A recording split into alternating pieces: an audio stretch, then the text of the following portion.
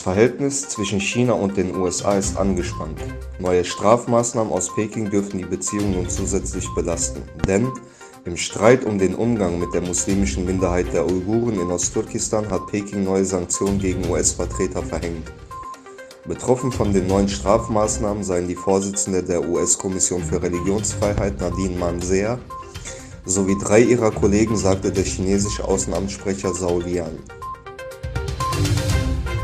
3 israelische Waffenhersteller wurden angeklagt, Waffen ohne Genehmigung an China verkauft zu haben, was das jüngste Beispiel für das Schurkenverhalten israelischer Unternehmen in der Verteidigungs- und Sicherheitsindustrie ist.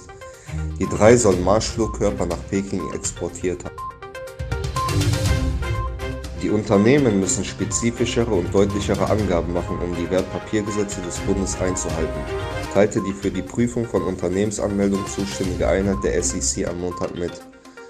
Die Agentur sagte auch, dass spezielle Akquisitionsunternehmen oder SPACs offenlegen sollten, ob ihre Sponsoren oder die Mehrheit der Führungskräfte in China ansässig sind oder ob sich dort ein Fusionsziel.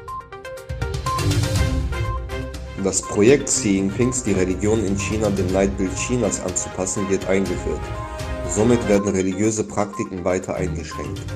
Dementsprechend dürfen ausländische Religionsgemeinschaften und NGOs im Internet Chinas nicht aktiv werden.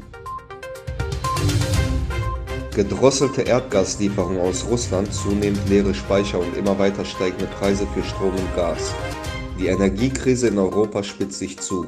So kostete eine Megawattstunde Erdgas heute am Markt TTF in den Niederlanden zeitweise über 170 € und damit so viel wie noch nie. Chinesische Solarfirmen verlassen Ostturkestan aufgrund des Druckes und der drohenden Sanktionen der USA. China leugnet die Zwangsarbeit von Uiguren in diesen Firmen. Da jetzt aber immer mehr durch Recherchen bekannt wird, verlassen diese Firmen diese Region.